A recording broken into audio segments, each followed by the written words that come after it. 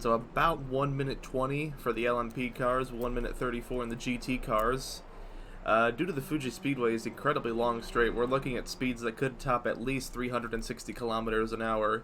And because we're on the short circuit, we're not using the chicane, so what normally would be the chicane for the standard layout, the short layout pretty much turns the chicane into a fast right-hander.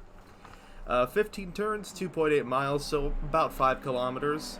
Current LMP record, 1 minute 24.645. GT record, 1 minute 38.571. Currently, the lap record around here is actually held by a Formula 1 car, Felipe Massa, in the 2008 Japanese Grand Prix when it was hosted at Fuji, set a 1 minute 18 in the quite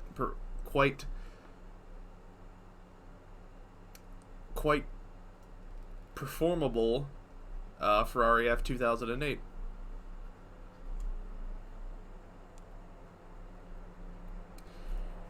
Anyways, as we can see, Ludwig Eriksson once again tops the LMP board in practice with a 1 minute 18.699, and Clutch is leading the GT board with a 1 minute 34.712. The Mythic, currently in last in the LMP, is only 2 seconds off of Ludwig Eriksson, so it should make for some tight racing up front. Towards the back, Redacted with a 1:37.995. It's a bit slow, but this is a long race, so it should still be formidable for them to make up places.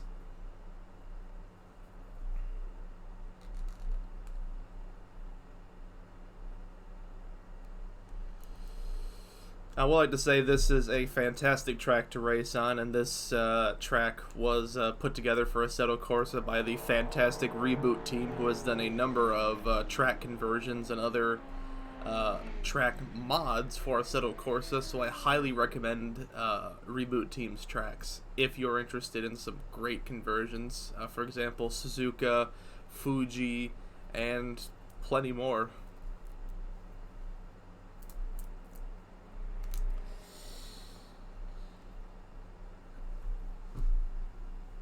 But hey, if we're gonna do plugging before qualifying, we have to do... I can plug all I want, but the thing is, if we're gonna plug, we gotta plug the right way, and we have to do the plug that means more than anything else. Zap-hosing has been sponsoring our race servers pretty much since, probably even before I've been commentating here. They have VPS servers, and whenever we've had a problem, we've got in touch with their customer service, and it's been amazing. They've offered us a game server at first, but they allowed us to transfer over to a VPS server instead, and it's honestly been great ever since. Easy to access the web client, super fast, and extremely reliable. If you want a game server, or hell, even when we have a VPS server, go to our affiliate link, which will be in the description, zap-hosting.com/AssettoFriends, and use the code AssettoFriends-A-3772 for 20% off. And they even have other deals going on, so honestly, you could probably save even more than that. Anyways, once again, that is zap-hosting.com/AssettoFriends, and use the code AssettoFriends-A-3772 for 20% off. Now, with the actual plugging out of the way, let's transition over into qualifying.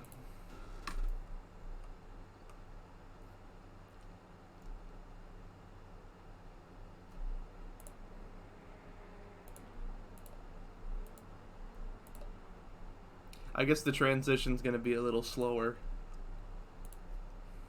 So, yeah. Okay, while we're transitioning from free practice to qualifying to the people in chat, shout out. I see a couple people here. Let's see, we got Jens, of course, our resident safety car driver.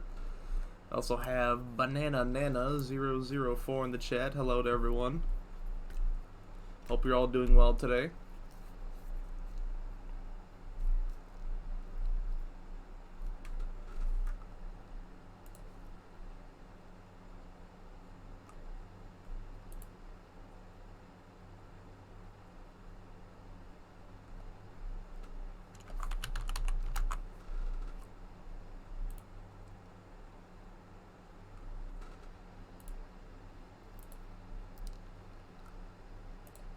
You know, I just realized it might help me if I actually have the standings after Daytona. Give me a second here. Where is it? There we go. Final results after Daytona.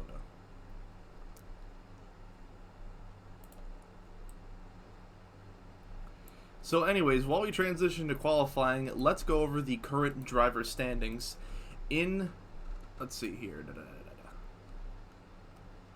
In the driver standings, currently leading is Jack Olivier with a total of 97 points. I'm reading the wrong thing. I'm reading AF1. What am I talking about? I clicked on Indianapolis instead of Daytona. What am I doing? Hang on. AF1. Where are we racing?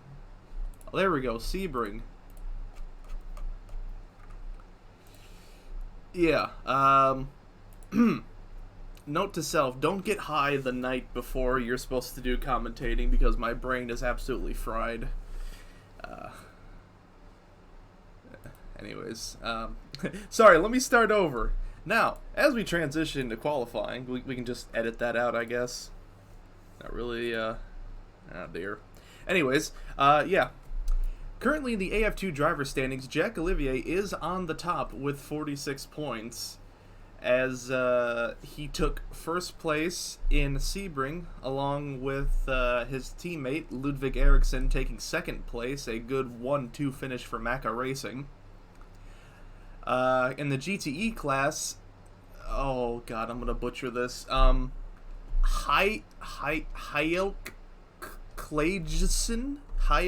Klageson is currently leading with 56 points as the GT cars begin funneling out here.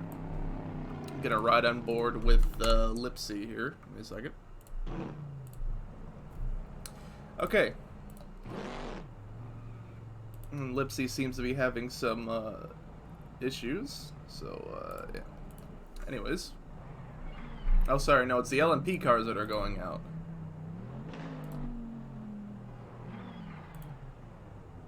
I think. What's going on? I just hear revving and beeping.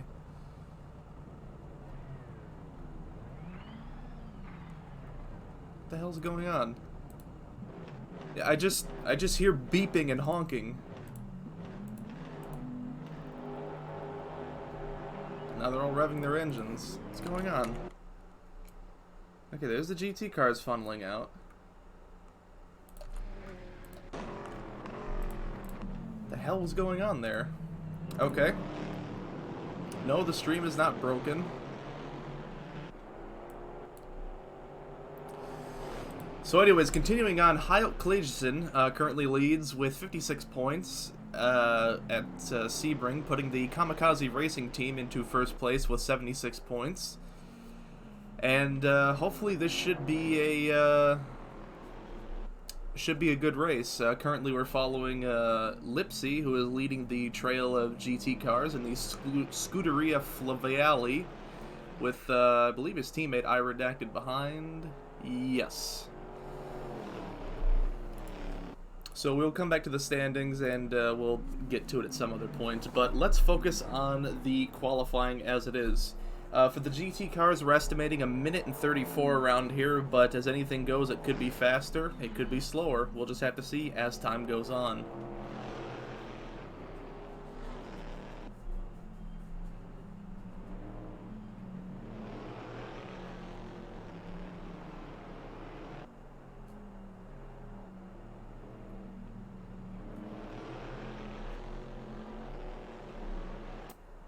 And here comes Lipsy flooring it down the main straight to begin his flying lap. And we are expecting, at least for the LMP cars, that potentially we could be seeing speeds as high as 360 kilometers down this main straight, which is going to be just absolutely amazing.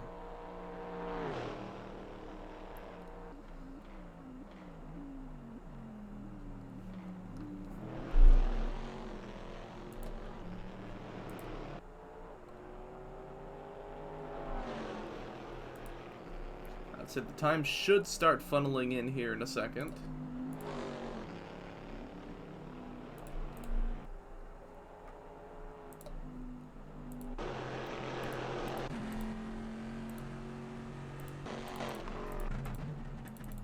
Hold on. Damn it.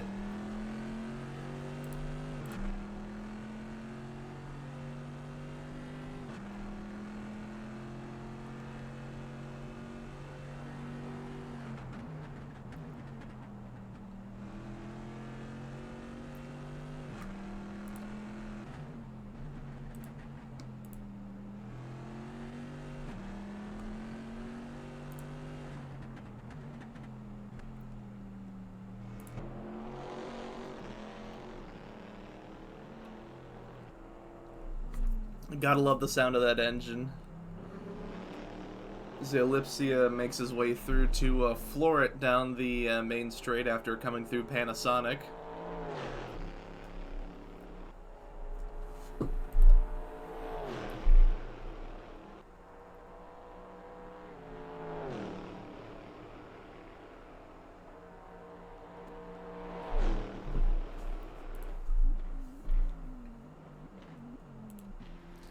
Lipsy putting a new time on the board with a 1:35.913 for his first flying lap. We're going to follow on board with Jiraj Benko here in the number 29 Ferrari 488 GTE as he makes his way through.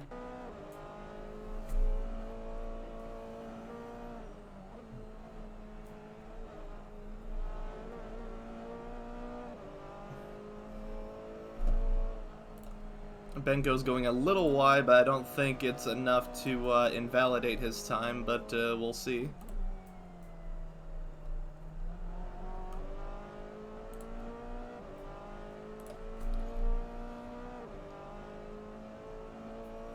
Benko currently making his way through the corners here. I believe he's coming up towards, it looks to be the hairpin.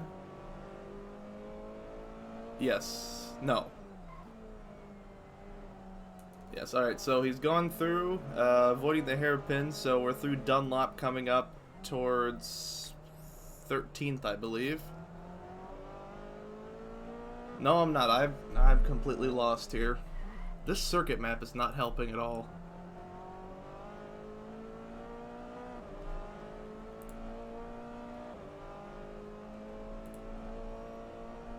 Anyways, Benko doing the best to get a toe off of Shiny Waffles in the Porsche GT3 as he comes across the line. They 137.088, so that's currently P7 for him.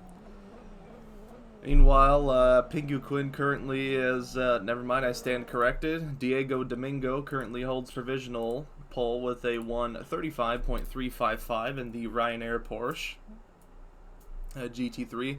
Unfortunately, due to whatever sound mod I have been tasked to apply to these cars, doesn't seem to be working, so these Porsches are going to be silent. Sorry about that.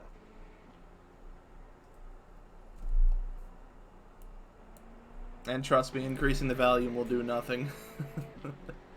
So I think the Porsches are not going to be getting much airtime, I will say that. Currently purple in Sector 1 for Domingo as Clutch puts in a 135.267. But Domingo will be pulling every trick he can in the book to take back provisional pole from Clutch. It would be great if the Ryanair team could potentially put their car on pole for the GT class. It would be something. It would be a sight to see for sure. Yellow in Sector 2 currently for Domingo as he rounds his way through the corners here. Taking a wide corner to stay right behind the arrow and the toe of Popovich as they come down the main straight towards the finish line. Let's see if he'll be able to improve on his time potentially. Foot to the floor, top speed as he funnels his way across the line. And that puts him up slightly faster with a 35.463, but it's not enough. Managed to get purple in sectors 1 and 3, so sector 2 is where he's definitely struggling right now. Clutch currently still on pole with a 35.267 as he comes around here. Purple in Sector 1, yellow in Sector 2. Let's see if he'll be able to purple Sector 3 and balance out the time deficit that he's put himself in.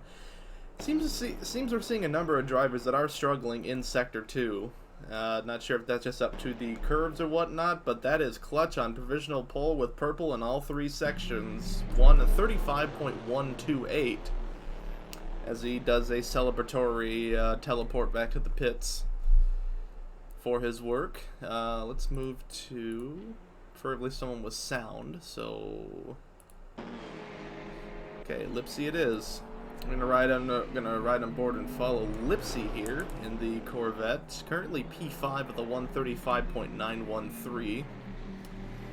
Pingu Quinn, meanwhile, has moved up to a 135.239, pushing him provisionally into second place as he's tailing on the 488 of, I believe, I want to say, Jiraj Benko, yes, as the sun is, I don't know, rising or setting, one of the two. Benko has gone wide and Lipsy has bended into the gravel. Benko is going to need to climb a mountain here if he wants to make up for that molehill he dug himself into, as he's staying close behind TC Gaming to get the tug and get some nice aerodynamic drag coming off of him. Through Panasonic and down the main straight, here comes Benko, staying right behind TC Gaming throughout.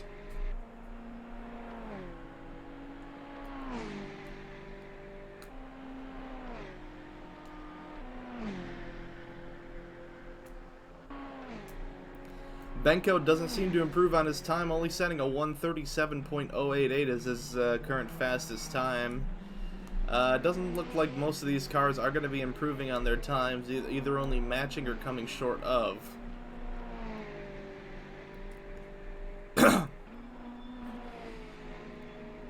Which seems that even with the performance balancing, it seems that nothing can really stop the field of Porsches from taking the top spot. Although, yeah. Because right now we have Clutch, 135.128, he's in the Porsche. Pingu, second place in a Porsche. Domingo, third place in a Porsche. Popovich, fourth place in a Porsche. The next vehicle down that isn't a Porsche is a Corvette. As you can tell by Lipsy making his way through here.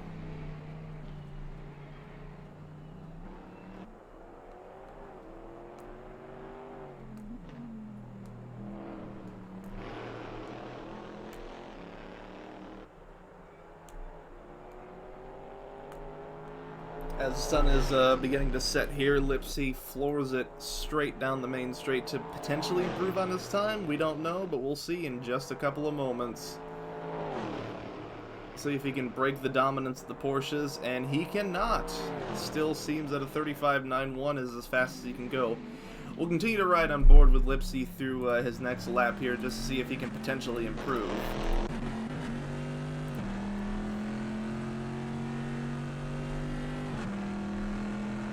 Seems highly doubtful. I just noticed the brightness is kind of low on this. Let me see if I can...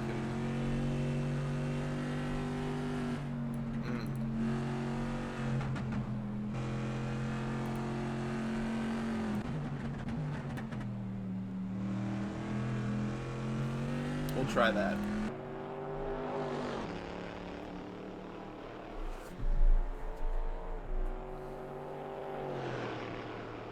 Yeah, whatever, that'll work. Anyways, Lipsy currently sets yellow in Sector 1 as he goes past Pingu Quinn to continue on. Yellow in Sector 2, it doesn't seem like he'll be able to improve on his time as he makes his way through a couple of the corners here. I want to say this is... I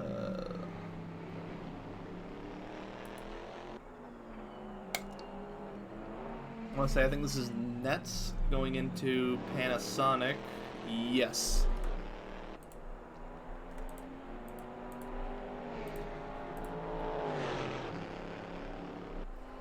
Lipsy at full throttle coming down, getting the best he can with a toe off of Jiraj Benko's Ferrari as he comes across the line. Unable to improve. A 36.193 yellow in all three sectors. Unfortunate, I must say. Oh, that wasn't even Benko, that was Mixtrol with the missing wing there. But Lips is going to use that aerodynamic deficiency to potentially get a better tow. As he still goes yellow in Sector 1, 300ths off of his personal best. See if he'll be able to improve as he goes through the next corners here.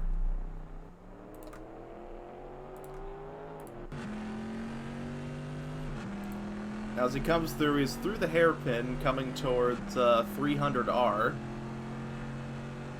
As he will brake very hard for the Dunlop.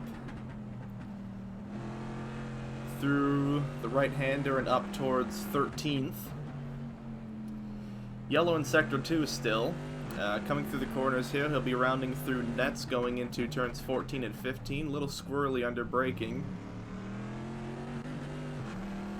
Getting the tail end out on the curve as he rounds through Panasonic to floor it down the main straight here as we come into the final minutes of qualifying.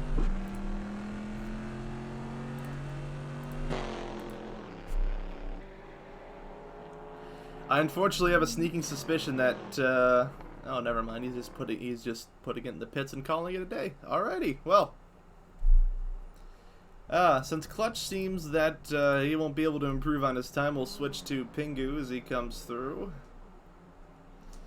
Currently fastest with a 1:35.239, which provisionally puts him second place behind Clutch. Clutch with quite a advantage over the next three Porsches. For example, Domingo and Popovich are just 1/100th of a second apart from each other.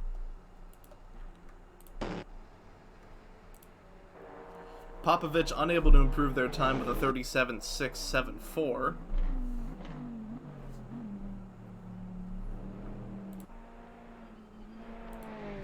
One of the Ferraris that we seem to have been ignoring, apologies, is TC Gaming, currently P7 in the Ferrari 488 here. Very nice pirate-themed vehicle. That would make him part of the...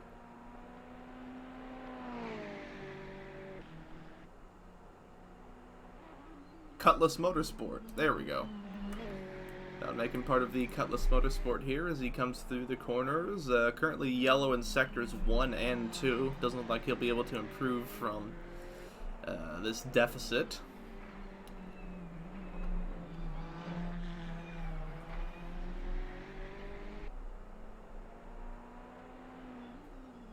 But, you know, you never give up. You always want to keep going.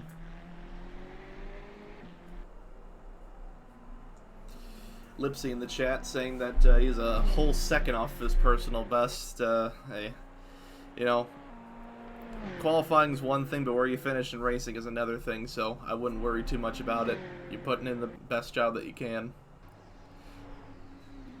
TC Gaming still unable to improve on his time, a 37.779, as he just goes straight on to call it a day.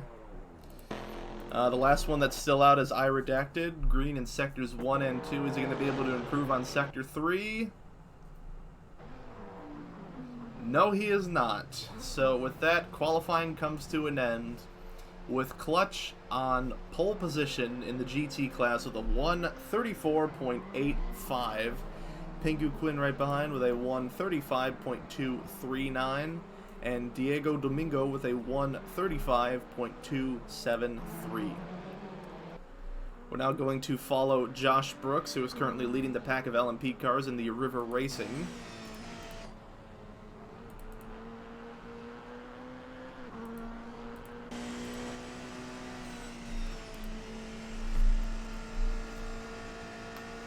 Josh Brooks, who at Sebring did have, that's very poor English from me. Josh Brooks, who unfortunately had a DNS in Sebring. This will be his first race in the LMP class so far. So, of course, his point tally is currently at 0. However, his River Racing teammate, Matty Labiak, managed to pull in 7th place to put River Racing currently on the board with 9 points ahead of the McLaren LMP1 Racing, who had a disastrous start. Jens Beatsman with a DNS and Daniel Ricciardo with a DNF. Unfortunate for the men in orange. Anyways, Josh Brooks floors it down the main straight to begin his first timed lap, although the timer won't show up here, I don't think. It will not. Anyways.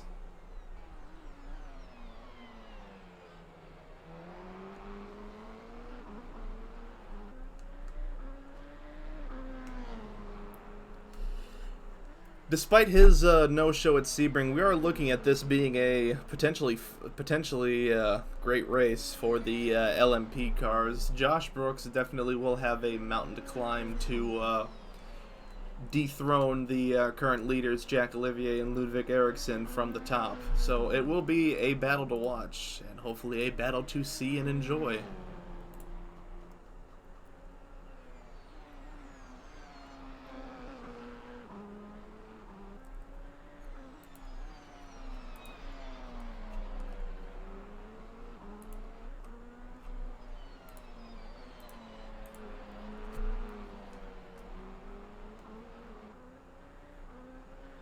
Now, admittedly, during the off season between the Sebring and the Fuji races, I did play around with the LMP cars on this circuit, and I do have to say they handled pretty well on Fuji. I do have to say they were an absolute blast to drive, but they're out of my league.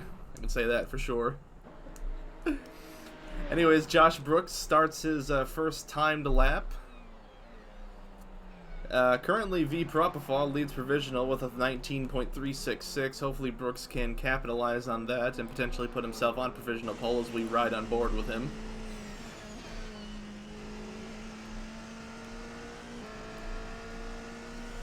Currently yellow in Sector 1, but his pace will probably show through the next two sectors, although it seems a number of drivers are definitely struggling for the second sector with the number of curves and hairpins that are catching drivers out.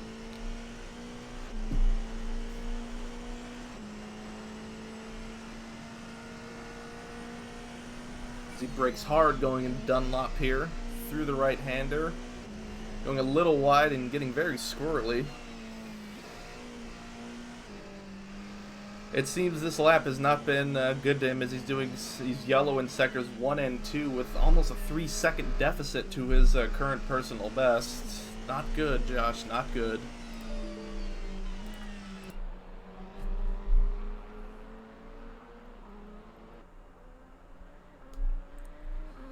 Anyways, Josh floors it down the main straight. It's not going to be enough as he's already passed his time of 19.366, but hopefully he'll be able to improve on that.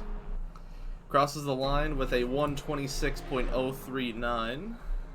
Meanwhile, we're going to move to V Propofol, who just finished with a 27.396, so let's keep an eye on Propofol as they go around for theirs in the... God, you people with your European names, you're killing me here. The Yarna, Orion, I'm just calling you Orion Racing. Screw it.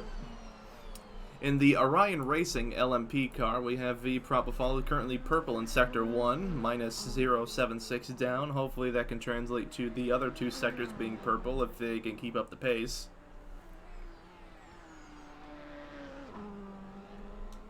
Bouncing a little bit through what normally would be the chicane, but is not. Purple in Sector 2, the number 66 LMP1 car. Propofol is keeping very close in the corners and keeping their lines very, very tight, I must say. Weber currently on the board, P3, 20.253 ahead of Labiak, as Propofol comes through Panasonic to floor it down the main straight. Hopefully he'll be able to purple out Sector 3. Everything looked very clean and tight as they come towards the finish line here. And they do, across the line with a 19.037, further putting themselves ahead of Josh Brooks, as Propofol celebrates by binning it.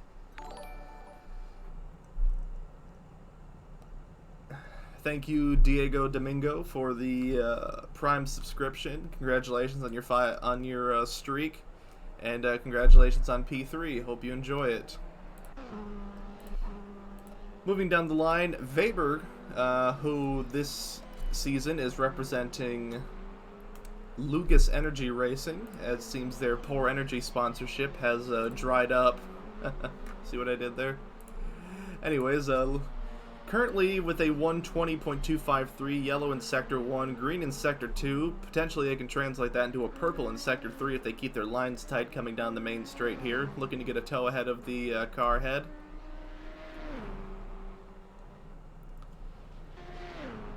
And across the line, Weber comes with a 20.198, green, green, purple.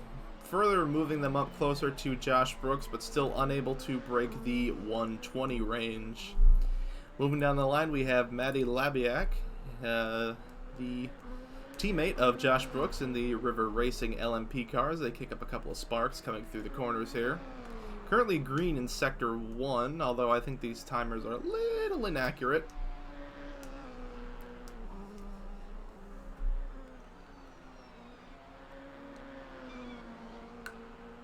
Yellow in Sector 2 as they come through the corners, coming up towards Panasonic in the number 18 LMP car. Coming through the corners, staying close to the curb as they come through Panasonic to floor it down the main straight. Now we'll really see what these engines are made of as they come down the straight.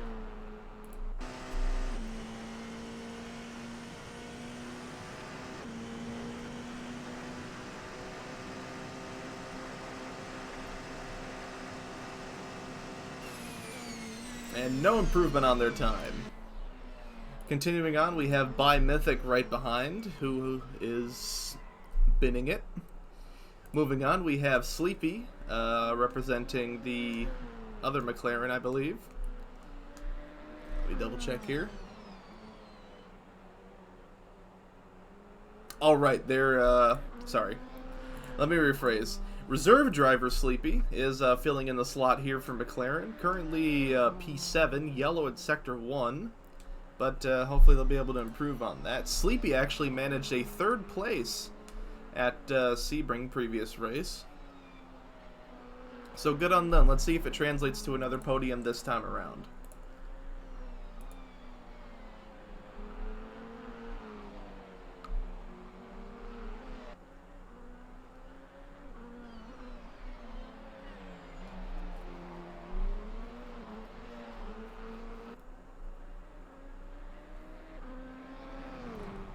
With Sleepy flooring it down the main straight, putting in as much power as they possibly can. It looks like they won't be able to improve on their time, but they might be able to continue on.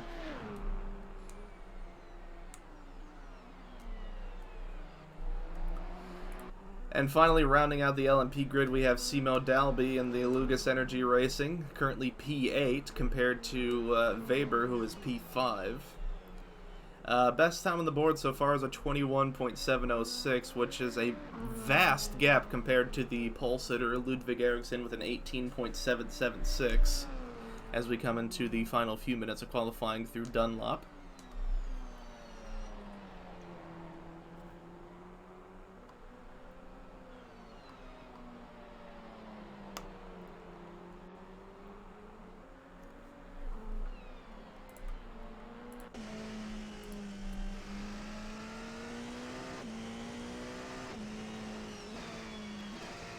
Dalby rounds through Panasonic to gun it down the main straight.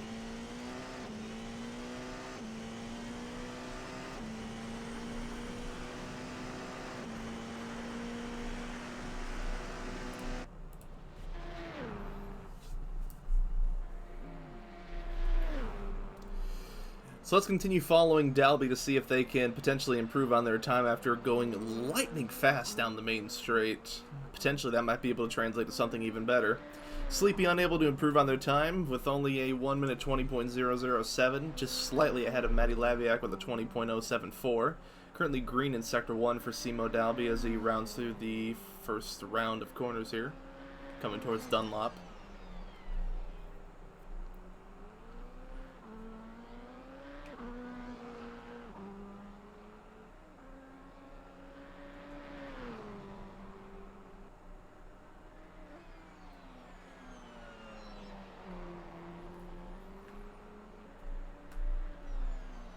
Green in Sector 2 as he rounds through the corners. It seems that what normally in Fuji would be the chicane right after Dunlop, which has been turned into a right-hander because we're on the short circuit.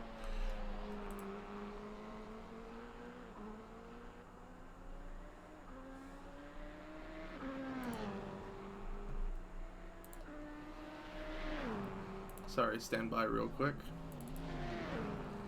Anyways, as Dalby comes through to cross the line with a 21.292, unfortunately unable to improve on their time, but they did the best they could.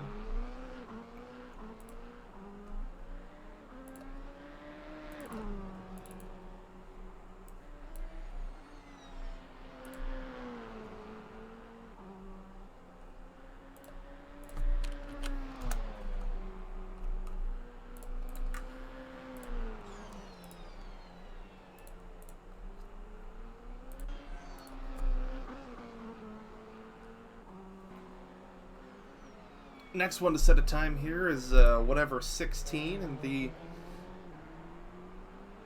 I believe this is the Orion Racing. Let me double check here.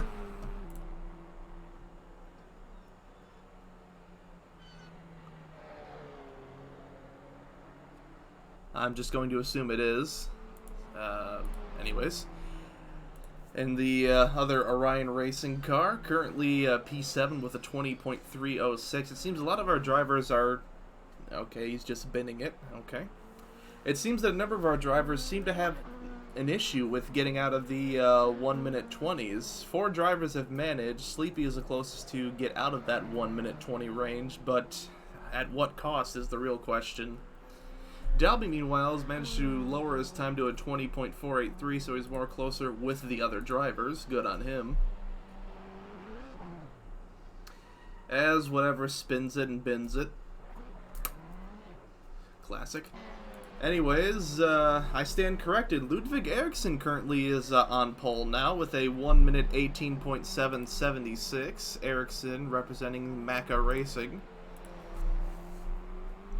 As he goes to floor it down the main straight. This is probably going to be the last round of final quali laps that these drivers are going to be able to do. So we're going to follow on board with our current provisional pole sitter, Ludwig Eriksson, as he comes to cross the line to start his final lap.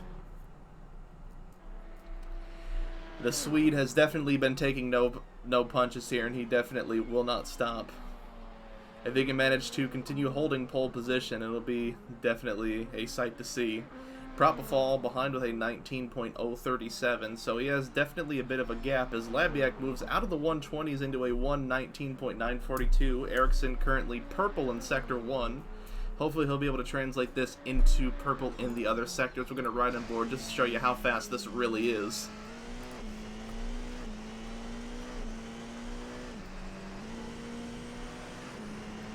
As Eriksson's coming up on some traffic here, the car of Sleepy. Hopefully he'll be able to either get a tow or get him out of the way as Sleepy goes wide and just seems to bin it.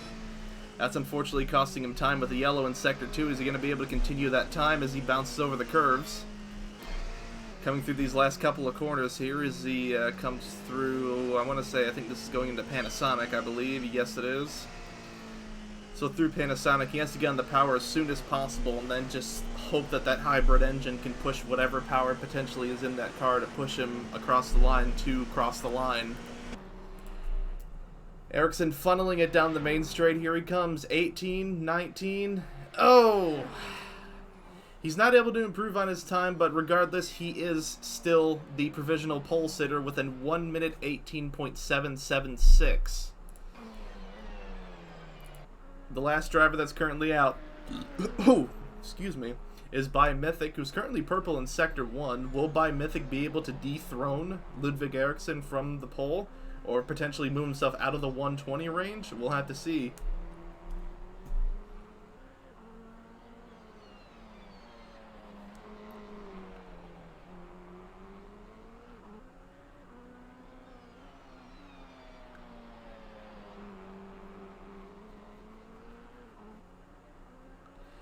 By Mythic coming down the main straight here, foot to the floor as fast as he possibly can. This is going to be the last qualifying for the session here, as he's coming up towards the line.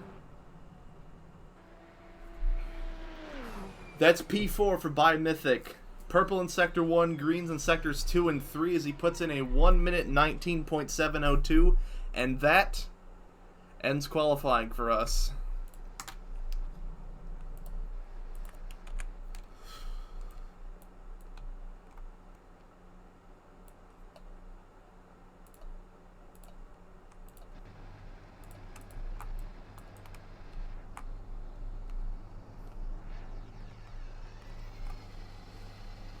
So with that out of the way, here is our qualifying for... Here is the lineup for the LMP cars. From the top, Ludwig Eriksen, V. Propofol, Josh Brooks, By Mythic, Lucas Weber, Matty Labiak, Whatever 16, and Simo Dalby rounds out the LMP grid. With the GT grid, we have Clutch, Pingu Quinn, Daniel Domingo, I think. Is it Daniel Domingo? Diego Domingo, excuse me, I apologize. Diego Domingo, Nemanja Popovic, Lipsies, Wolfsies, TC Gaming, Miguel Costa, Jiraj Benko, I Redacted, Shiny Waffles, and Mixtroll rounds out the grid here. Stay tuned as we get prepared and ready for the race.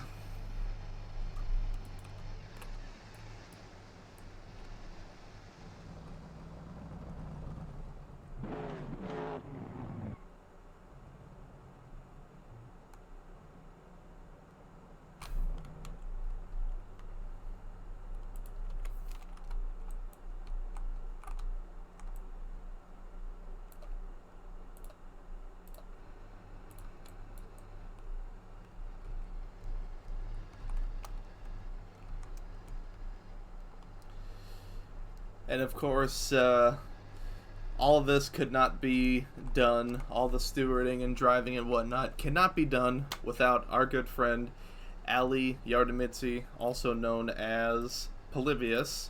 He will be representing the safety car today, and he'll be representing the pace car today too.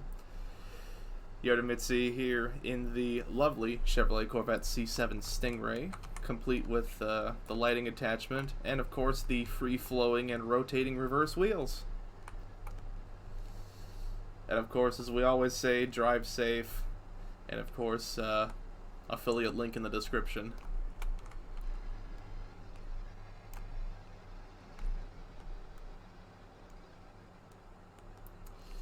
I will say this will be a beautiful night race start with the shadow of Mount Fuji in the background here. Will make for a fantastic race.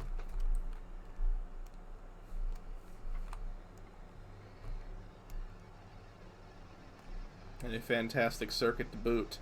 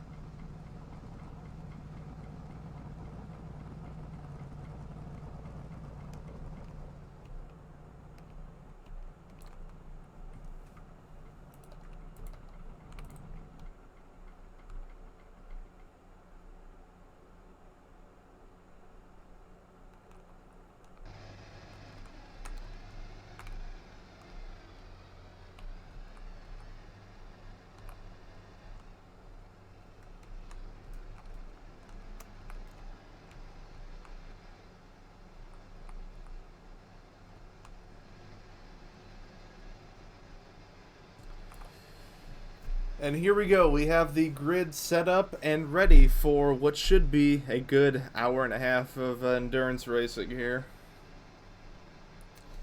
So once again, on pole, Ludwig Eriksen, followed by Propofol, Josh Brooks, By Mythic, Lucas Weber, Matty Labiak, Whatever 1624, Simo Dalby, followed by Clutch on pole, Pingu Quinn, Diego Domingo, Nemanja Popovic, Lipsies, Wolfsies, TC Gaming, Miguel Costa, Jiraj Benko, I Redacted, Shiny Waffles, and Mixtroll.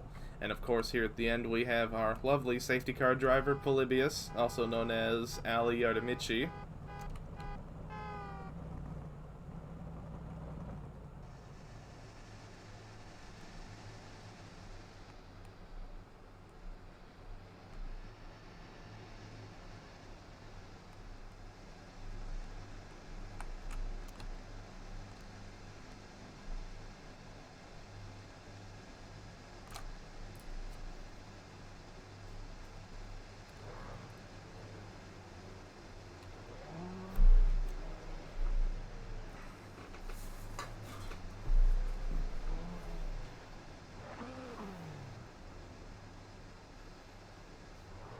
Of course, the safety car will come up.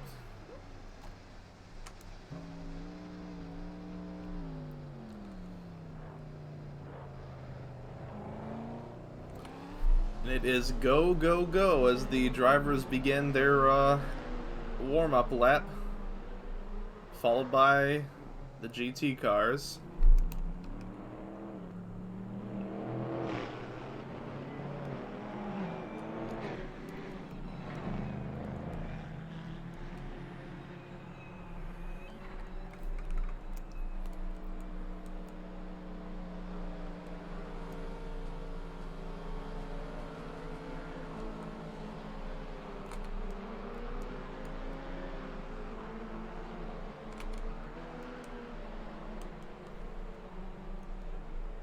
Absolutely fantastic map here, and some great camera speeds too.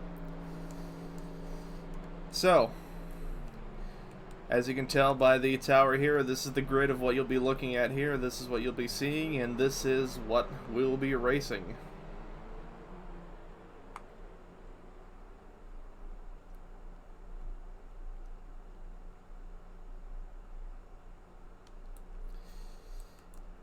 This circuit has, of course, held a number of racing events, a number of Formula One events, and also will be a venue for the 2020 Olympics, which hopefully will be starting today. Not today, this year.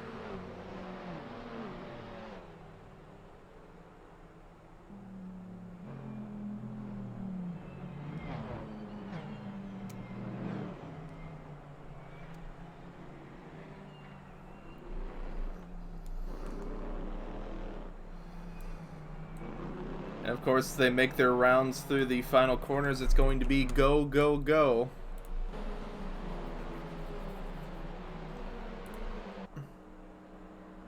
Oh, maybe not? Hang on. Something's going on.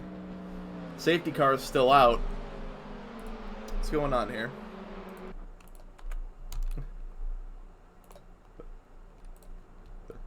What's going on here? Safety car is still out.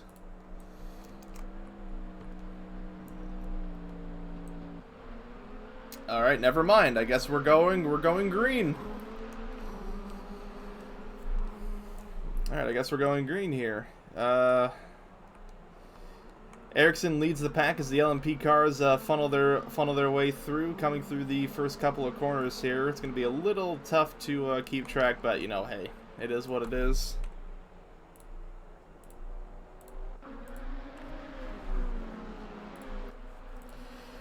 Ericsson with the Macca Racing is currently leading the pack of LMP cars as they come through the first couple of corners here. Propofol right on them, followed by Brooks, Mythic, Labiak, Weber, whatever, and Dalby as they're all funneling through. It's like a swarm of bees. These cars are. It's just like zoom, zoom, zoom, zoom, crazy through them, I must say.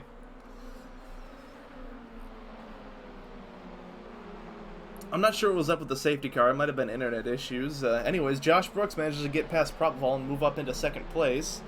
While there seems to be a large number of changes towards the back in the GT class. Hopefully nothing big's going on there, but we'll see. Excuse me, sorry. As time goes on as they floor towards the Panasonic straight. Not Panasonic straight, that was a corner. No. Anyways, Ericsson is pulling out a big lead, almost 7/10 of a second as Propofol and Josh Brooks continuously change here. Labiak gets the advantage on Josh Brooks and cuts through into third place, which means Labiak will be the next to attack on Propofol, unless Josh Brooks can manage to get through. Keep an eye on here. Josh Brooks goes a little wide, cutting the curb a little bit, but Labiak is doing his best to stay right on the tail end of Propofol. This is obvious. I know the race literally just started a minute ago, but this is intense, I must say. Now, of course, it'll get boring, but we need to relish in the intense stuff.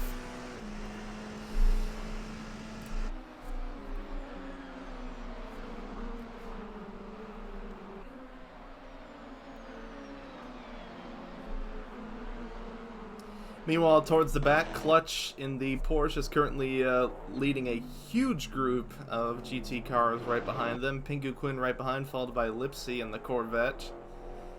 And Nemanja Popovic, Diego Domingo, Wolf Seas, Draj Benko, Miguel Costa, TC Gaming, Shiny Waffles, Iredacted, and Mixtroll. Mixtroll, who has managed to fall back to the back of the pack. I saw his name drop down, all the way down. So, unfortunate, I must say. But, you know, hey, anything can happen. Currently, Weber sets the fastest lap with a 1:20.86. Good on him.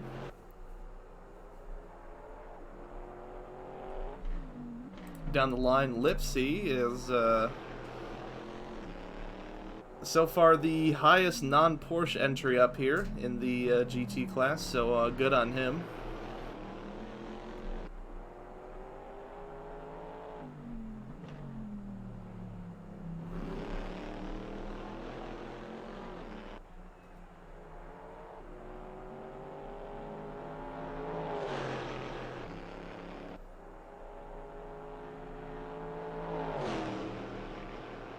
You know what, I kind of like the idea of experimenting. Give me a second here.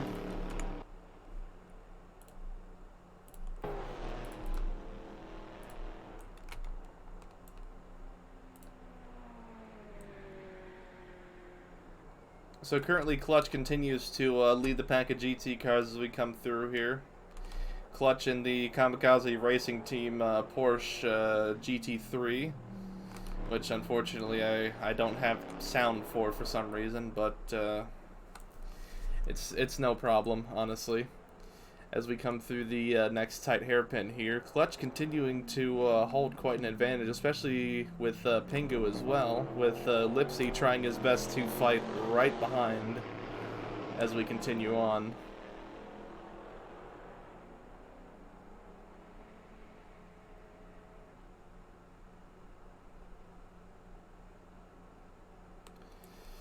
As we approach the next bit of corners here, nice God rays coming off as we round off. Clutch continuing to stay right ahead.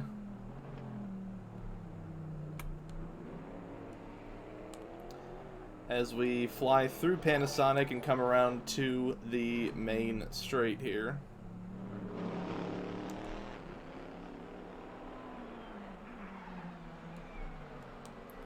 Meanwhile, the LMP cars are right behind them as they're making their way through. From the top, we have Ericsson, Brooks, Weber, Labiak, Mythic, and whatever coming right behind as they come through Panasonic towards the main straight.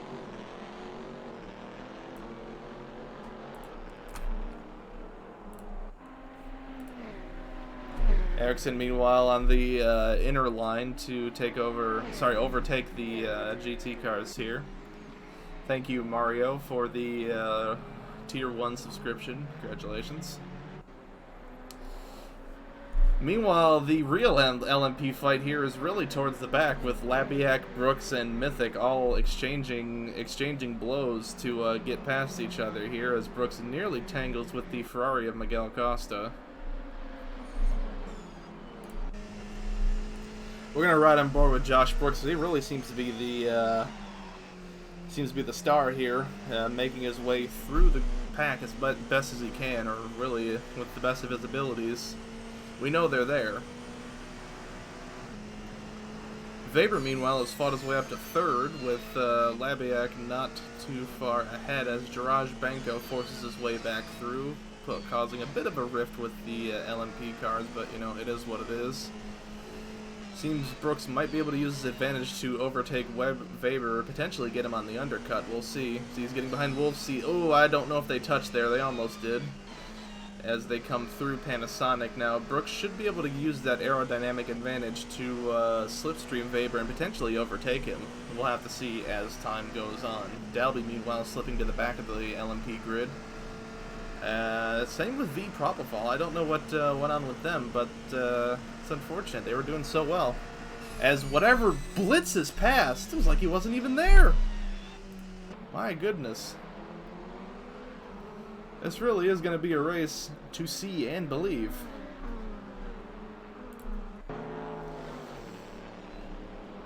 whatever 1624, I believe.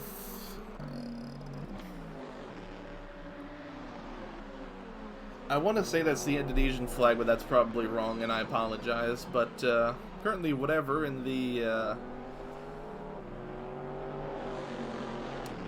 LMP car, by Mythic and Josh Brooks currently in really a fight of their own as they exchange hits here. I'm not sure what's going on with Josh Brooks, but he's just tumbling down the grid here. I hope whatever's going on isn't debilitating or serious, and hope that he can make up. But honestly, the star of the show so far has to be Ludwig Eriksson with a 4.5 second advantage and gaining with the Macca LMP car. This clearly is a man on a mission. He's not even setting the fastest lap or anything. He's just driving. He's not just driving. He's running away with it. It's amazing. Already up to 5.3 seconds and increasing. If he keeps this up, he's going to have a massive pit advantage against other drivers. It's absolutely massive advantage. Meanwhile, back down the grid, the LMPs of whatever, Brooks and Dalby, continue to trade blows. They're all fighting for higher positions here. Definitely a sight to see.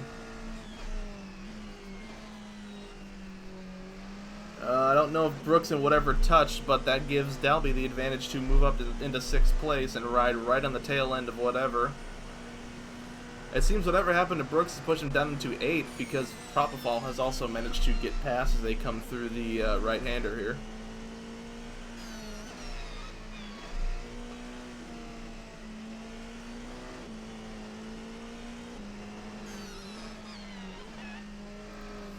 Now, mind you, the LMP cars are practically a spec series sort of thing. They're all the same car, but it's more down to driver experience and setup is where these advantages really will take a name of their own. Eriksson putting in the fastest lap with a 1:21. Good on him.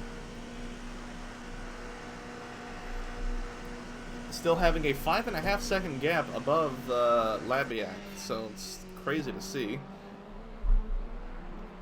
Meanwhile, moving back down the grid, Clutch is currently leading the pack here, still P9.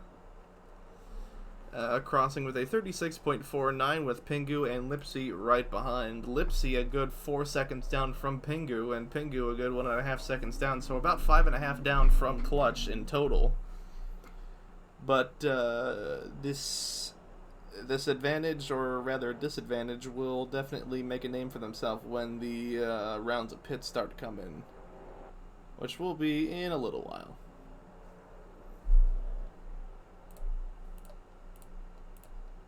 Yeah, I don't know. Yeah, this sound pack doesn't work. So.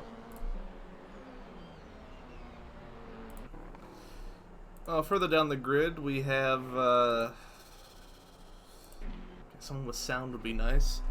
Meanwhile, P15, we have Draj Bango in the Celta Racing Ferrari 488. Meanwhile, Eriksson putting in a new fastest lap, 20.382. So, already faster than the IRL Le Mans cars that have raced around here, but of course that's counting the chicane, so times will be a little faster. But congratulations to Eriksson so far, setting the fastest lap. Hopefully he might be able to continue holding that throughout the race. Currently at the back of the grid we have Mixtroll in the other Ferrari. Seems to be missing their spoiler here. He's about to get lapped by Eriksson. Will Eriksson mage through? He will. I'm not sure what happened with Mixtroll as he spins out. Alrighty, well. Well, good for you reversing to get out of the way of the other cars. It would be bad if you stayed there, but spinala. Definitely not a good race for Mixtroll so far, so unfortunate on him.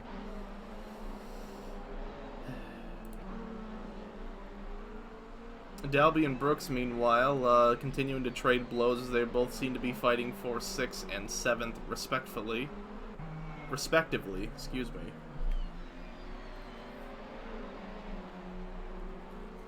Down the down the straight from Panasonic, Brooks will be using that aerodynamic advantage to stay right on the tail end of Dalby and potentially use that to slipstream and overtake as Dalby whips around the Ferrari of Mixtrol coming into the first couple of corners here.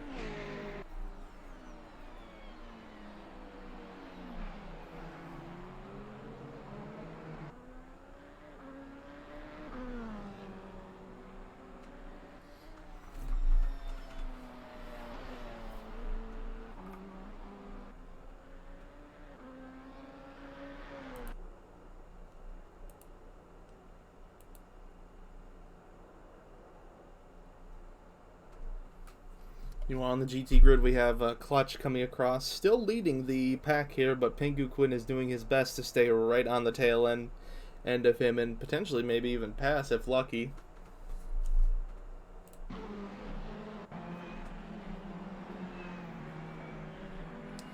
Something seems to be going on with Jiraj Benko. He's dropped 2 places and looks like his vehicle's a little lopsided, but everything still looks good for a competitive race as the LMP cars funnel through and use them as toes to slipstream and bump around.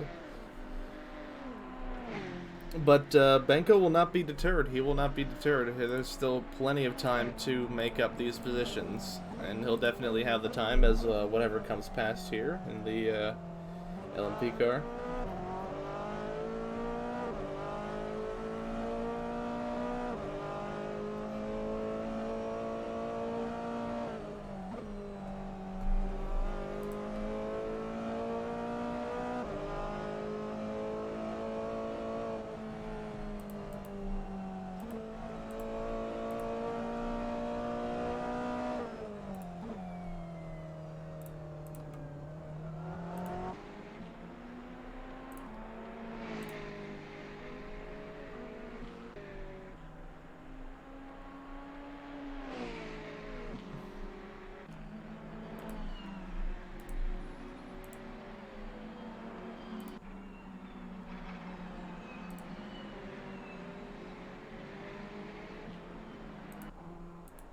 Meanwhile, Ludwig Eriksson continuing to just absolutely run away with it.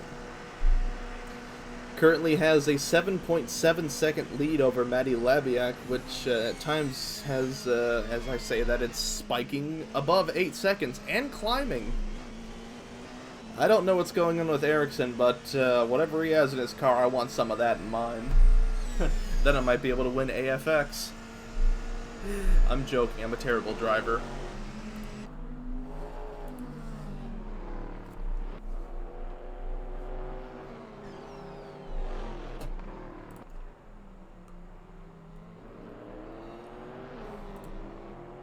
Anyways, it should be good for Eriksson. Eriksson is a repeat winner. He's currently contesting AF1, AF2, and AF3. He's a godlike driver, tester, part of the weekly races, and currently is the champion for both the Assetto Friends Festival of Speed and the previous AF2 season, so he's definitely a force to be reckoned with. I say as I'm a commentator and I need to be unbiased, but you know.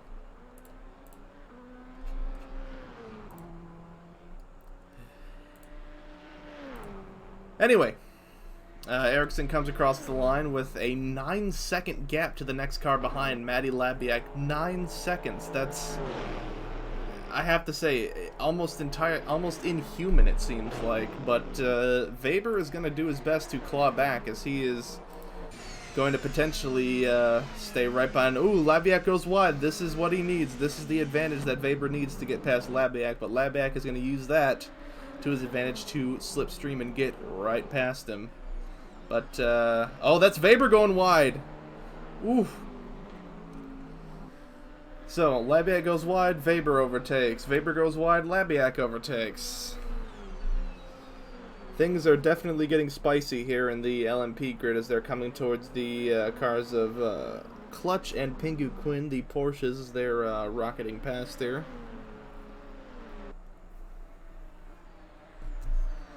With all this action going on, you tend to forget that, oh, by the way, we're racing. Or that, you know, oh, by the way, there's other cars, too. You know, it's neither here nor there.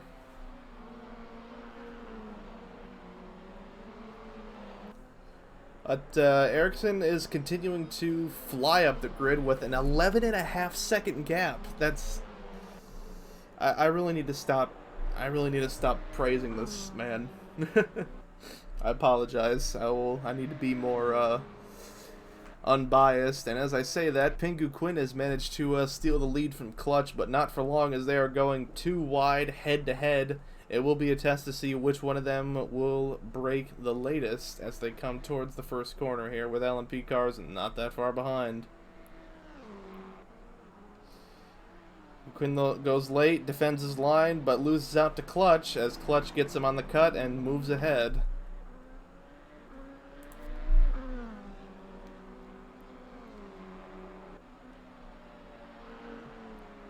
So, Pingu Quinn briefly ahead, forever behind, as Clutch continues to hold his own here, as whatever moves to lap the other two cars.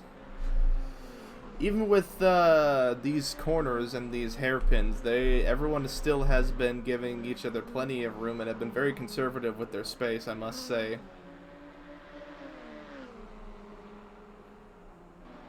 So good on them for still respecting your fellow driver. As Pingu Quinn bins it, he spins it. So does Propofol. They both spun.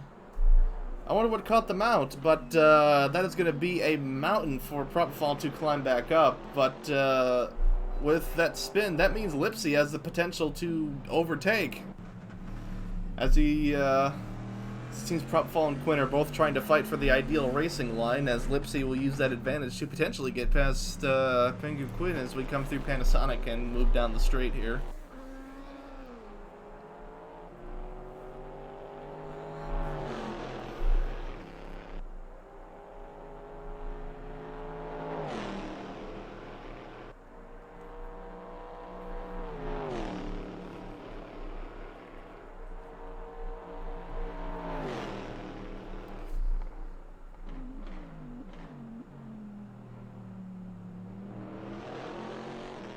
Lipsy doing whatever he can to try and bridge and close the gap.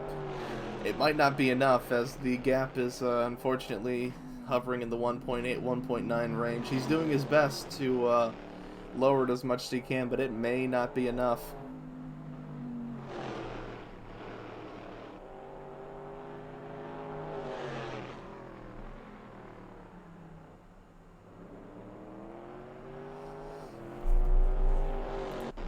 Meanwhile, Weber and Mythic continue to trade punches as they go down the straight here.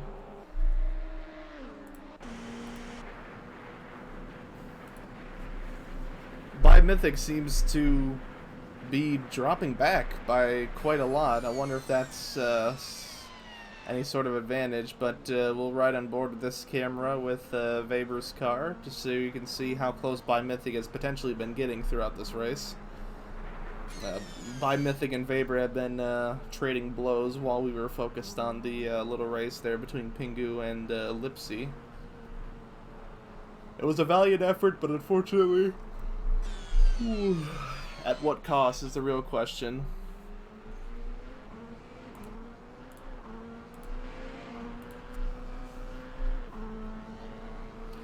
Well, Mythic here in the Turnus Racing LMP cars. He's staying right on the tail end of Lucas Weber, and there's Matty Labiak as well. Ericsson, meanwhile, is in a race of his own, 15.8 second gap and increasing, 16 seconds I now say. Mythic seems to just lost it a little bit there as he goes to pass the... Oh! Bumped into the Porsche of Shiny Waffles there. They definitely touched, that's for sure.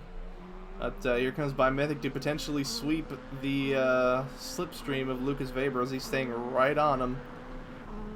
Let's see if it's a bold strategy. Let's see if it works for him as they go to lap Drajbenko and stay right on the tail end. Weber, meanwhile, is looking to potentially get past Labiak as they go into the corner. Ooh, what was that? That was by Mythic not only forgetting what the brakes were, but amazingly managing to avoid hitting the other two cars. That might be a bit of a... That's going to be a steward's inquiry, I must say.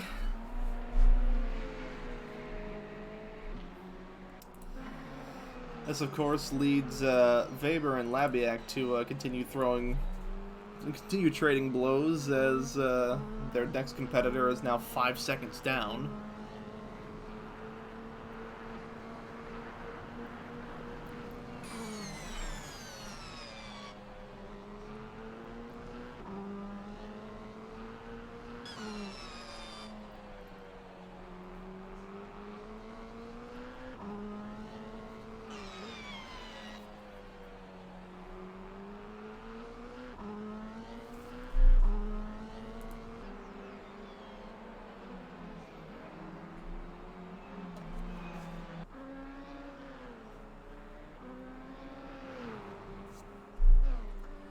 Meanwhile, moving back up to the man in his own league, Ludwig Eriksson currently has a 17-second advantage over Matty Labiak, but 18.5, I'm sorry, as it continues to climb. But no matter how big this advantage is going to be, he is going to have to stop and pit at some point. These cars do not have unlimited fuel. They're going to have to stop.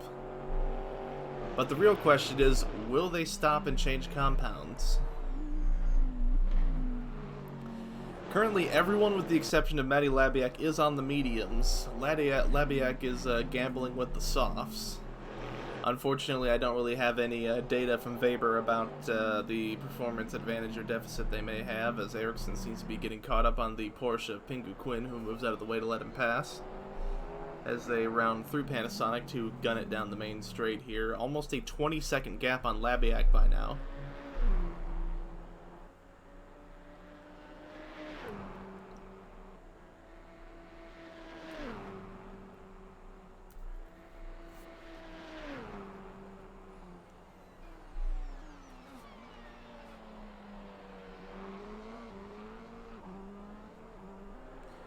Eriksson a little squirrely under braking here, but continuing to hold his line nonetheless. It's interesting to see that despite all the action going on and all these corners and curves, there is still quite a large number of gaps between the cars here. I mean, so far the only sub 1 second gap is between Matty Labiak and Lucas Weber, who have just been continually just battling it out for each other as they navigate back markers and lap cars here. Next to, ooh, hold on a minute, that was someone. That was Mixtrol. Mixtrol collided with one of the LMP cars, I think, and got spun out. That's definitely going to be a steward's inquiry. Mixtrol is doing his best to rejoin in a safe manner. It's unfortunate we missed that, but yeah, that might be a steward's inquiry for that.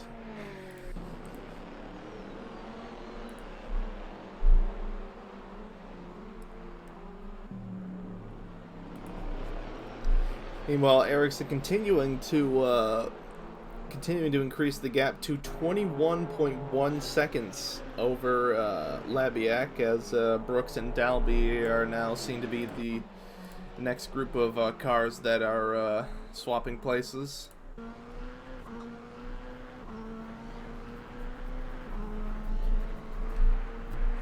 Simo Dalby in the Lucas Energy Racing Porsche, getting that toe off of Josh Brooks, seeing if he could potentially outbrake him going into this corner. Is he going to?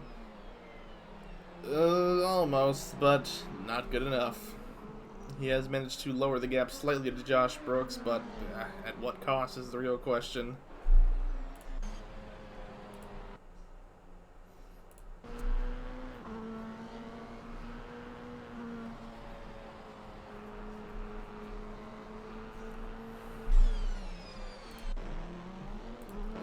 Seems something has went wrong with Matty Labiak, as he's lost not one but 2 places.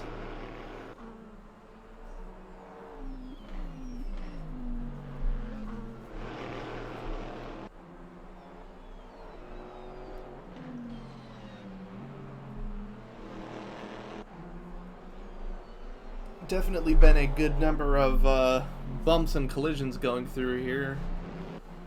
I'm not sure if that'll translate to a safety car or even a virtual safety car. I hope not, but it's amazing to think how long we've been going accident-free. I mean, I don't remember the last time we've actually had a safety car.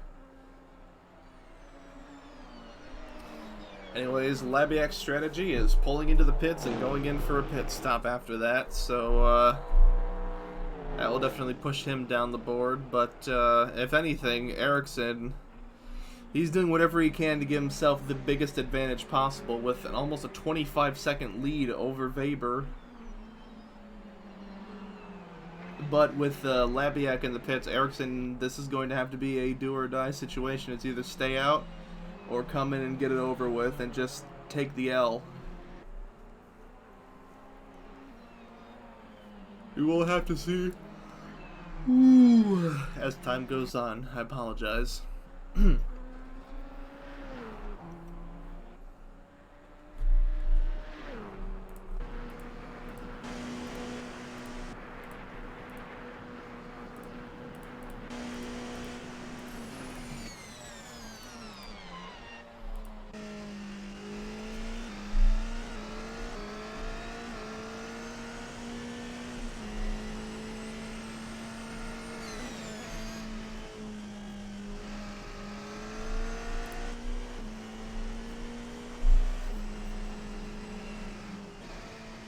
Ericsson now up to 25 seconds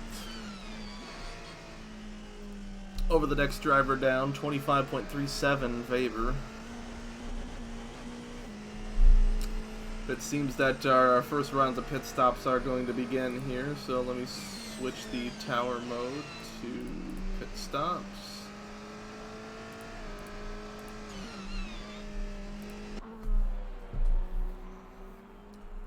So far in the LMPs, By Mythic and Matty Labiak have been in for their pit stops, but everyone else has been out.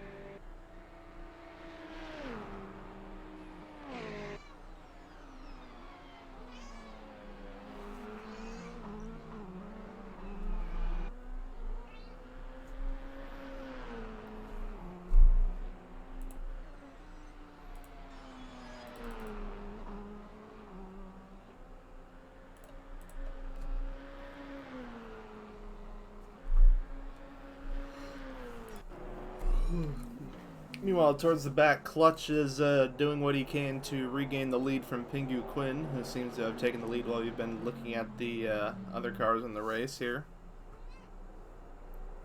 I agree. So, anyways, continuing on, Pingu Quinn continues to hold the lead, but Clutch is going to do what he can to get that slipstream and potentially overtake him. Meanwhile, the LMP cars are coming right behind to go for the overtake. That's V Propofol on the slipstream of Clutch.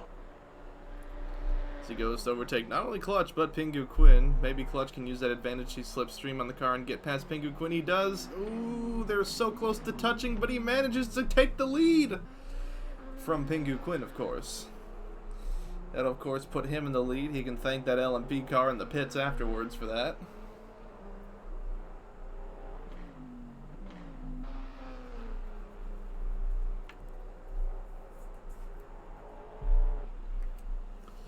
Definitely a very exciting race so far, I must say. We're only a little bit in, too. We still have about an hour left. So we will have to see as time goes on. Oop. Hang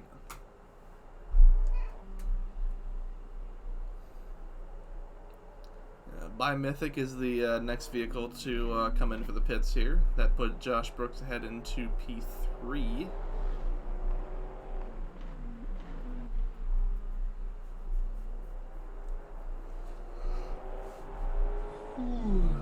Once again, I apologize for all the yawning. I did get a good night's rest. Just perpetually exhausted.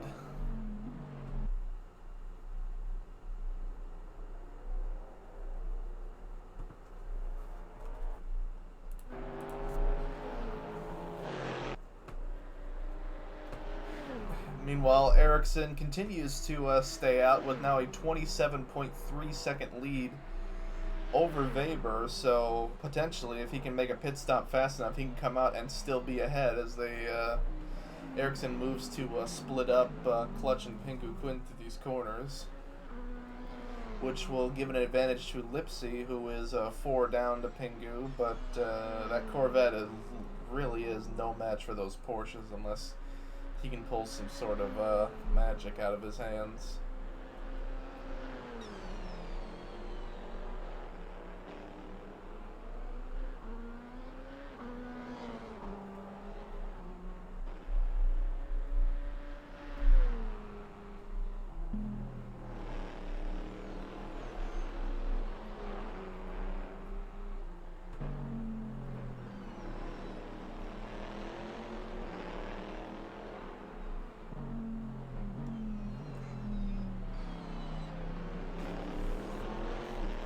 Meanwhile, Propofol moves up places to overtake Simo Dalby. As Ericsson, ooh, that's not going to be good for him. He went wide due to the Corvette of Iredacted not giving him space. That's going to give Weber a little bit of a time advantage, but it won't matter because Ericsson will just get it back. As he's already back up to nearly 27 seconds. However, these LMP pit stops are quite long, so ooh, that's very generous corner cutting there by Ericsson. One of the stewards will see that.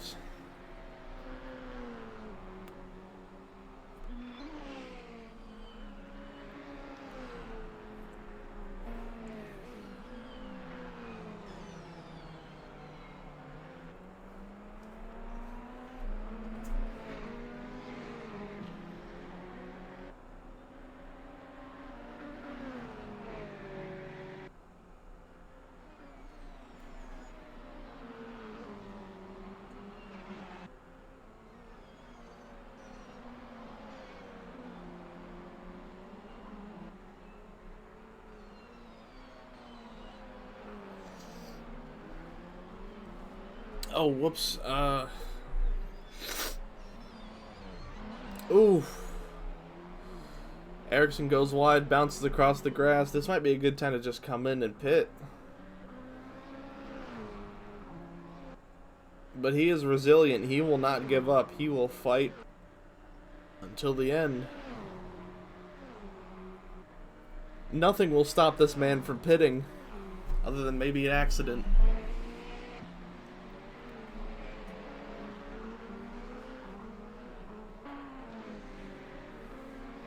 As the LMP of Mythic attempts to unlap themselves from Ericsson, staying right on the tail end of him.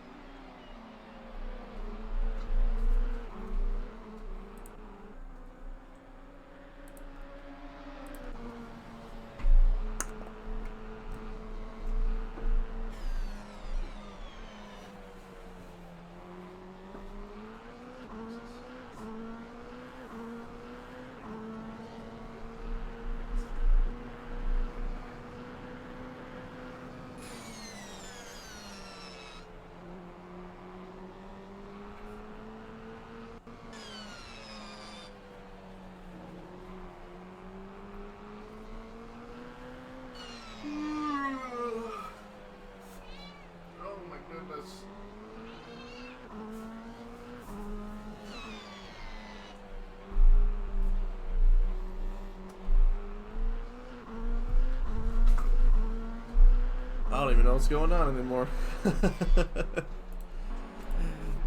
Unfortunately, Ericsson's been losing his gap to Weber. It's down to below 24 seconds. That means that he's going to have to pit at some point. He really does, or else he's going to have to make this strategy work to absolute perfection potential.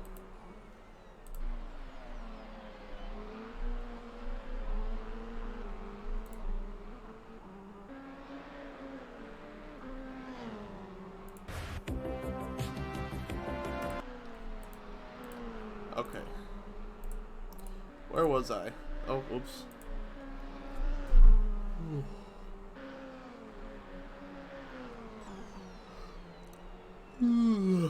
Oh my goodness.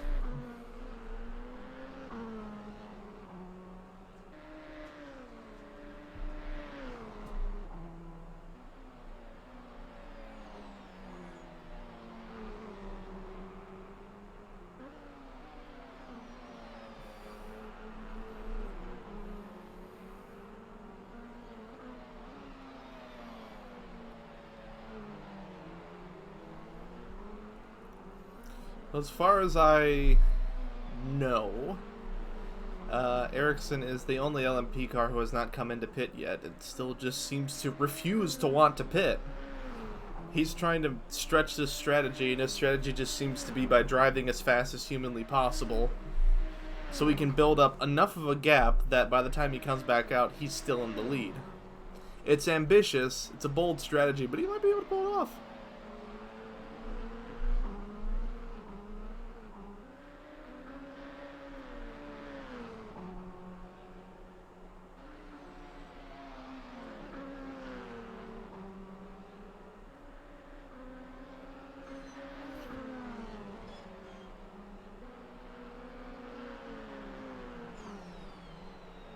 Well, Ericsson is getting caught up in a couple of LMP and GT cars that he's going to have to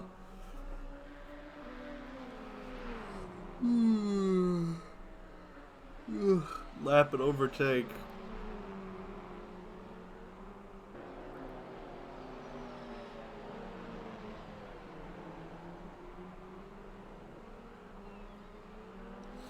Ooh.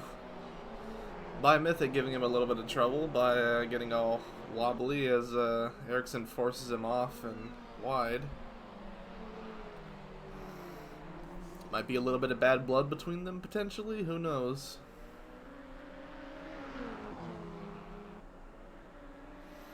Ericsson meanwhile still holding about a 24-25 second gap over Weber.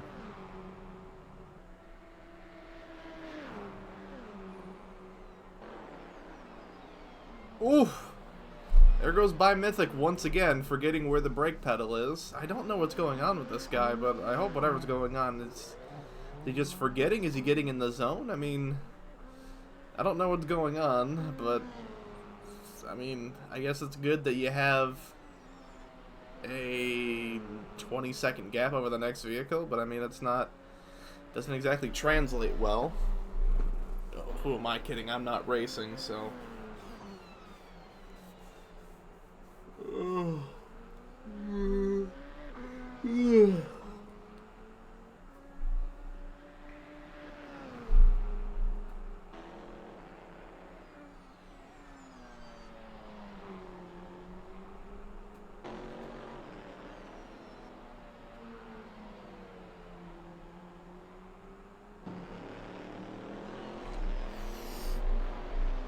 exhausted.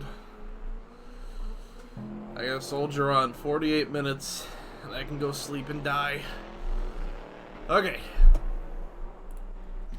Anyways, Clutch and Pingu continuing to have a little bit of a battle on their own down the main straight here as the LMP cars move to funnel through and pass them. Going into the first corner here. Here comes Ludwig Ericsson. Seeing if he can outbrake the two. He makes it work by cutting a little gap between Clutch and Pingu. So.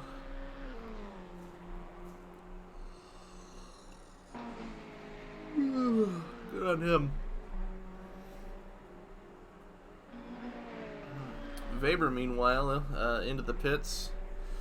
27 seconds down to Ludwig Eriksson, so he'll be able to make that advantage work to his advantage. The next one behind is 16 down to Weber, so he potentially has the ability to pit and come out and still be ahead, depending on how long the pit stop he needs to be is. I would assume it's going to be a long one, but we'll have to see. But what I'm thinking is that Eriksson is trying to do either a 1 or a 2 stop strategy, and more power to him if he can make it work, as long as he pits at some point. If he doesn't pit, then there's gonna be some talking to. It's not gonna be a slap on the wrist.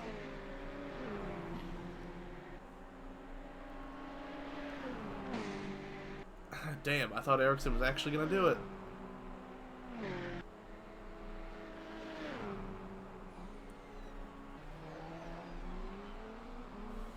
By Mythic, meanwhile, a whole minute and 1 down to Weber, so of course that shows that Labiak and Propofol are also way behind it and made mistakes of their own, so I'll have to see how that goes as we go through here.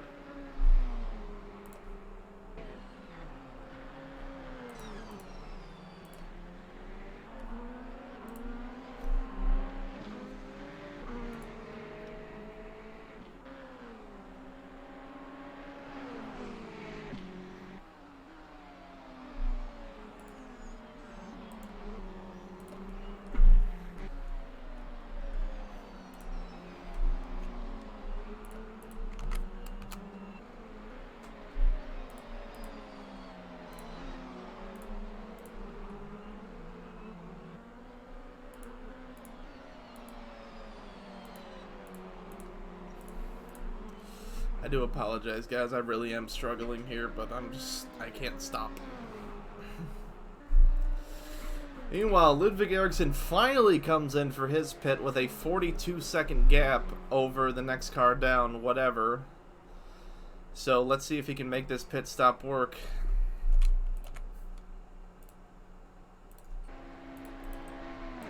Do sort of like a straight on the pit cam.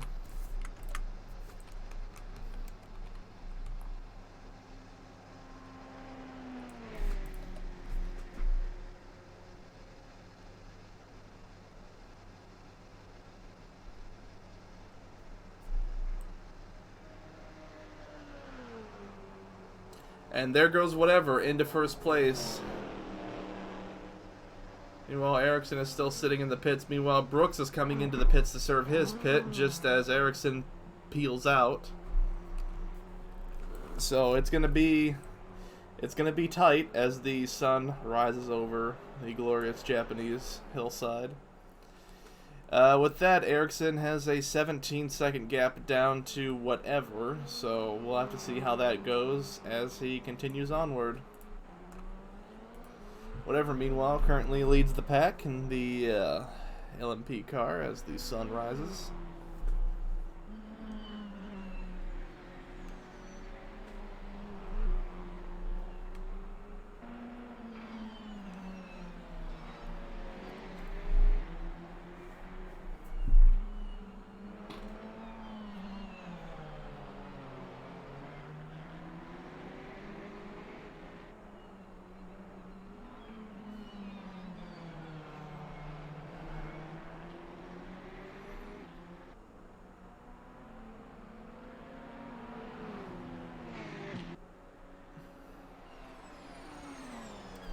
And there goes whatever, diving into the pits, so that will once again hand the lead back to Eriksson as he makes his way through in the Macca LMP.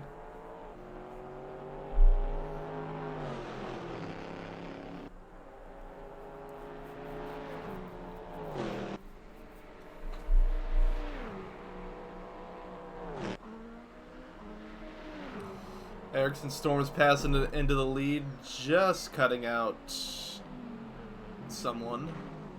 Just cutting out Simo Dalby on the exit of the pits there.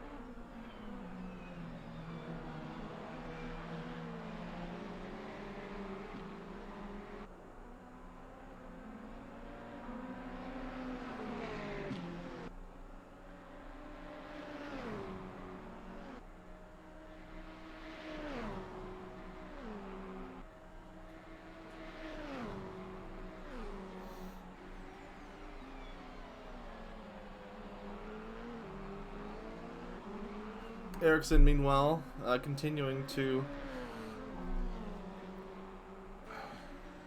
widen his gap with a 32.5-second lead over by Mythic, and increasing. That's probably how it's going to be for probably the rest of the race. I apologize for the stuttering.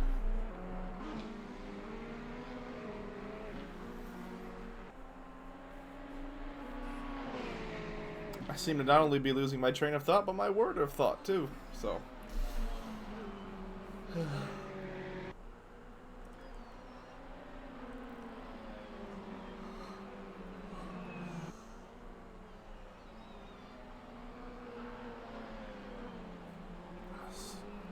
we're gonna ride on board with Ericsson. I need to go use the lavatory.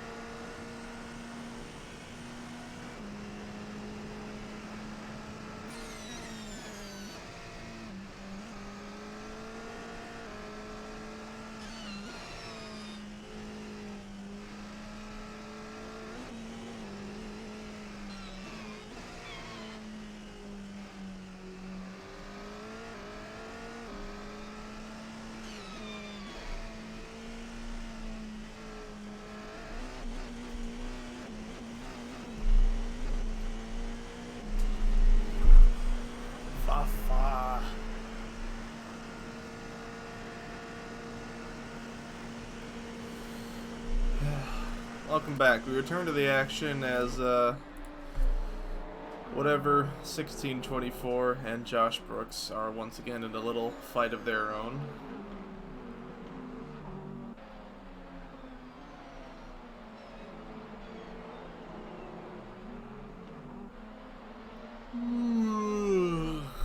However, so is Nemanja Popovic and Miguel Costa, as they both continue to trade punches to see who can rightfully hold 13th place.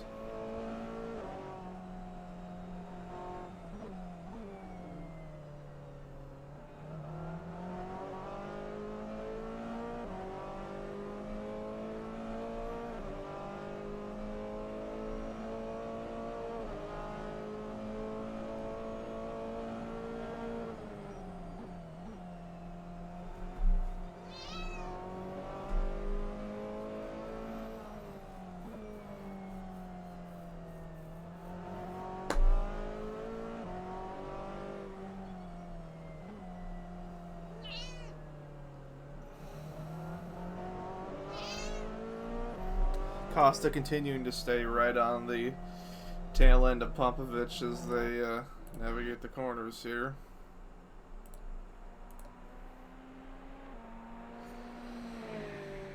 Costa, meanwhile, diving into the pits as Popovic stays out. Floor it down the main straight. Ericsson currently with a 46-second lead over by Mythic, pretty much meaning he's probably won this race. Let's be real.